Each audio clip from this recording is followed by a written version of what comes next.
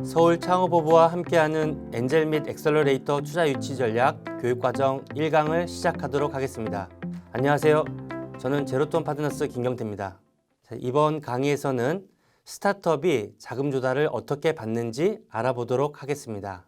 강의 시작에 앞서 간단히 제 소개를 하면 저는 현재 제로톤 파트너스에서 투자 심사 업무를 하고 있고 여러분이 알고 있는 정부 지원 사업 중에 예비 창업 패키지, 초기 창업 패키지, 각종 정부 지원 사업에 대한 심사라든지 기업들 투자 IR에 대한 심사, 그리고 투자 집행 등 다양한 활동을 하고 있습니다. 스타트업들과 만나서 이렇게 멘토링을 하거나 심사를 하다 보면 많이 받는 질문 중에 하나가 자금 조달을 어떻게 받아야 되는지에 대한 질문입니다. 어떻게 자금을 받아야 되는지, 또 어디서 이런 정보를 얻어야 되는지, 받은 자금을 어떻게 써야 될지, 또 받았을 때 좋은 점과 좋지 않은 점이 뭔지, 이런 다양한 자금 관련 질문을 받게 됩니다. 그래서 이번 강의에서는 자금 조달에 대한 방법과 그거에 대한 어떤 살펴볼 장단점들을 안내하도록 하겠습니다. 우선 창업을 하게 되었을 때 창업이 벤처 창업인지 또 생계형 창업인지 일반 창업인지에 따라 자금 조달하는 방향이 달라집니다. 그리고 저희 같은 투자 업무를 하고 있는 회사의 입장에서는 생계형 창업이나 일반 창업과는 좀 거리가 있다라고 보셔야 될 것 같습니다. 주로 벤처 창업 기업들 위주로 투자를 집행하고 있다 보니 창업을 하더라도 투자 심사역들을 만날 때 벤처 창업에 해당되는지 여부를 알고 만나야 될 것 같습니다. 또한 벤처 창업의 경우에는 일반 창업이나 생계형 창업과 다르게 A씨나 V씨의 투자를 통해서 자금 조달을 많이 하게 되는데요. 물론 자금 조달이 투자를 이런 기관으로부터 받기 이전에 신보나 기보나 중진공 등을 통해서도 자금 조달을 하게 되고, 생계형이나 일반 창업의 경우에는 지원해주는 기관이 다르기 때문에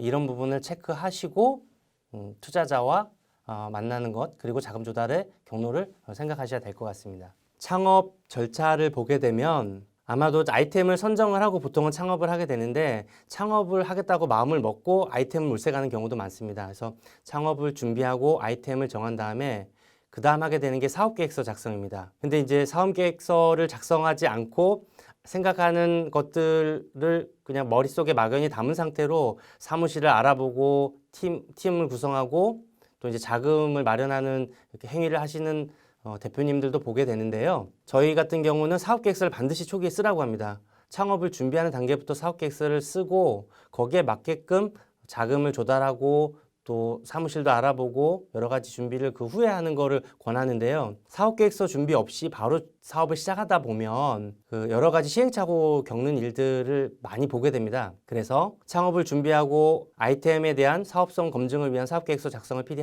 하신 후에 사업장을 구하고 자금 조달, 그 다음에 창업, 이런 순서로 준비를 하시는 걸 권합니다. 그리고 지금 사업장을 구할 때는 요즘은 소사무실이라든지 공유 오피스를 많이 이용하고 있습니다. 그래서 사업장을 처음에 얻으려고 하면서 많은 비용 지출을 좀 걱정하시는 대표님들 같은 경우는 공유 오피스라든지 사업장을 대관해주는 여러 가지 기관들을 활용해서 초기에 금전적인 부담을 낮춘 상태로 사업을 시작을 하고, 이후에 어느 정도 안정화가 된 상태에서 사업장을 좀 구해서 나가는 거를 권하는 편입니다. 자, 기업의 성장 단계를 보게 되면 예비 창업 단계, 창업 단계, 성장 초기 단계, 성장 단계 이렇게 나눠 보는데요.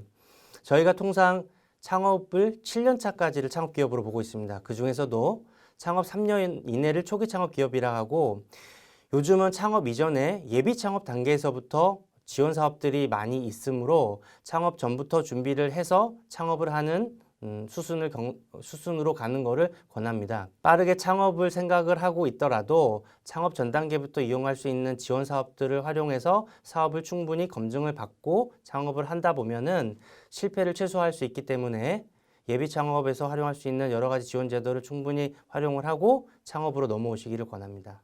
자, 스타트업들이 실패라는 거에 대한 여러 가지 이유가 있는데요.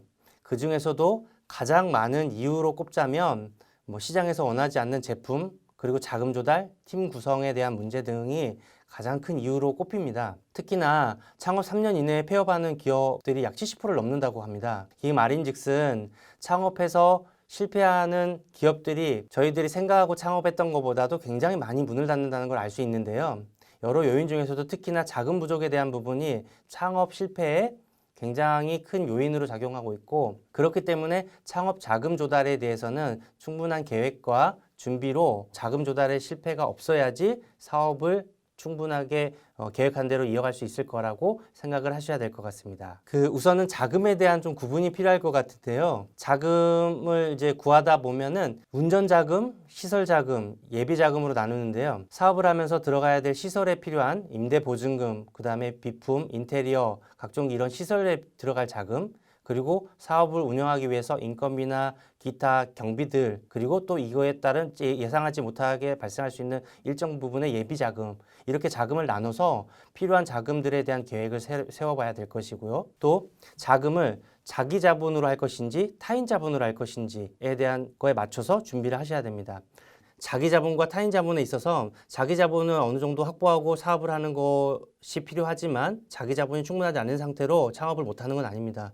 그래서 타인 자본을 조달하기 위해 자기 자본을 일정 부분 가진 상태로 사업 검증이 된다면 바로 타인 자본을 받을 수 있도록 충분히 준비해서 타인 자본과 적절하게 병행해서 자금을 조달하시면 될 것 같습니다. 자, 그럼 자금 계획을 어떻게 해야 될까요? 우선은 필요한 자금이 어떻게 됐는지에 대한 계획이 필요합니다. 많은 기업들이 막연하게 이러이런 금액으로 얼마 정도가 있으면 좋겠다는 준비로 자금 신청을 많이 합니다. 그러니까 투자자를 만날 때도 저희는 1억 정도에서 3억 정도면 될 것 같습니다 라든지 한 5억 정도면 충분히 할 수 있을 것 같습니다 라는 식으로 얘기를 하지만 그 5억이 필요한 거에 대해서 5억이 어떻게 구성이 되어 있는지, 혹은 1억이라면 어떤 자금으로 1억이 필요한지, 그리고 이 자금을 향후 어떻게 쓸 것인지, 이런 준비가 되어 있는 상태로 투자를 유치하러 오셔야 되는데, 이건 투자 유치뿐만 아니라 정부 지원 사업에서 혹은 융자를 받을 때도 자금이 어느 정도 필요한지에 따른 준비를 먼저 계획을 해보신 상태로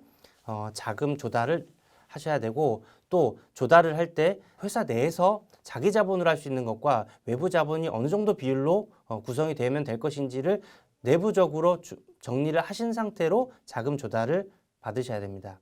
그리고 기업의 성장 단계에 따라서 자금 유치 유형이 달라지는데, 아마도 초기에 대부분 기업들은 주로 외부에 아직 알려지지 않은 상태이기도 하고 사업적인 검증이 되지 않은 상태이기 때문에 주로 가족이나 친구, 지인들 위주로 자금 조달을 하게 됩니다. 그리고 나서 어느 정도 세팅이 되고 나면 이제 엔젤 투자를 유치하게 되고, 엔젤 투자는 초기에서부터 창업이 어느 정도 이루어진 단계까지 주로 엔젤들이 많이 들어오게 되는데, 이 단계를 넘어서고 안정화가 되면 VC나 또는 은행을 통해서 이제 자금 조달을 하게 됩니다. 그러니까 기업이 성장하는 단계별로 자금을 유치하거나 자금을 유치하는 기관이 달라지게 될 것 같은데요. 각각의 투자의 유형에 따른 접촉을 하시면 될 것 같습니다. 우선 사업 초기 단계에서 보면은 정부 지원 사업을 해주는 기관들이 많이 있는데요. 이런 초기단에 지원해주는 기관들을 통해서 사업 자금을 확보하고 사업이 어느 정도 안정화되면 그 다음 단계로 넘어가면서 투자자들과 만나게 될 겁니다. 그래서 특히나 사업 초기 단계에서 해주는 지원 사업이라든지 또는 신기부를 통한 융자라든지 또 엔젤 투자라든지 이 단계에서 사업 초기 단계에서 만나게 될 것 같고요. 그렇게 해서 초기 단계를 벗어나면서 기술 개발을 하게 되고, 이 기술 개발이 끝나면서 상품화 단계로 넘어가게 되면 또 이때 이제 투자자들이라든지 기관을 통해서 다시 자금을 유치하게 될 겁니다. 자, 자금 조달을 하게 되면서 많이 받는 질문 중에 자금을 받으면 혹시나 이러이런 문제가 있지 않을까요? 라는 질문을 많이 받습니다. 그래서 자금을 조달할 때 장단점에 대한 걸 분명히 알고 조달을 받으셔야 될 것 같습니다. 또 자금의 성격에 따라서 또 이게 장단점이 달라지긴 할 건데요. 우선 자금 조달을 하게 되면서 이렇게 장점은, 자금을 받게 되면 단지 돈만 받는 게 아니라 그 투자를 해주는 측의 인맥이라든지 네트워크를 같이 이용하게 될 겁니다.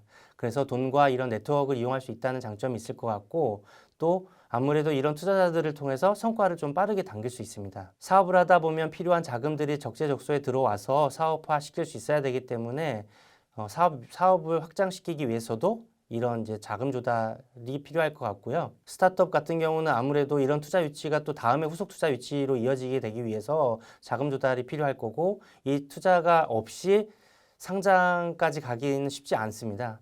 그래서 투자를 유치하거나 이런 자금 조달을 통해서 사업을 앞당기고 성과를 낼 수 있기 때문에 여러 가지 장점이 있습니다. 그러나 자금 조달을 하게 되면서 외부 자금을 쓰다 보면 자금 조달을 위해서 여러 가지 또 시간과 비용이 쓰이게 되고요. 그러면서 또 지분이 나가게 되면서 경영 간섭이 생기고 거기에 따른 또 처음에 추진하려고 했던 사업에 대한 방향이 틀어지는 경우가 있고요. 또 스타트업 같은 경우는 자금을 또 생각보다 많이 잘 받게 되면서 초심을 잃게 되거나 또 많은 자금을 관리를 못하게 되면서 이렇게 사업이 생각했던 것보다도 또 오히려 잘 안 되는, 자금을 유치했음에도 불구하고 잘 안 되는 경우를 보게 됩니다. 그런 다음 또 이렇게 투자자가 들어오게 되면서 또 창업자가 온전히 챙길 수 있었던 이익이 또 나눠지는 부분 때문에 일정 부분 이런 단점이 있긴 하나, 기업의 입장에서도 자금이 필요는 언제든 있을 수 있고 자기 자금만으로 성공하기보다는 적절한 외부 자금을 통해서 성장을 같이 할 수 있다면 여러 가지 시너지가 나고 또 속도에 있어서도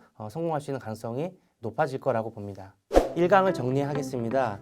스타트업이 자금 조달을 하기 위해서 어떻게 해야 될지에 대해서 간단하게 살펴봤는데요. 창업의 유형이라든지 그리고 본인의 사업 단계에 맞게끔 투자자들을 접촉하고 거기에 맞는 창업 자금의 자금 조달의 장점과 단점을 구별해서 필요한 시기에 필요한 규모에 맞게끔 투자금을 유치할 수 있도록 해야겠습니다. 자, 이 강에서는 투자를 받기 위해서 IR 자료를 투자사에 제출하게 되는데요. 이렇게 제출해야 될 IR 자료는 자금 조달에 있어서 거쳐가야 될 중요한 관문 중에 하나인데 이렇게 작성할 IR 자료에 대해서 살펴보도록 하겠습니다. 자, 1강은 여기서 마치도록 하겠습니다. 감사합니다.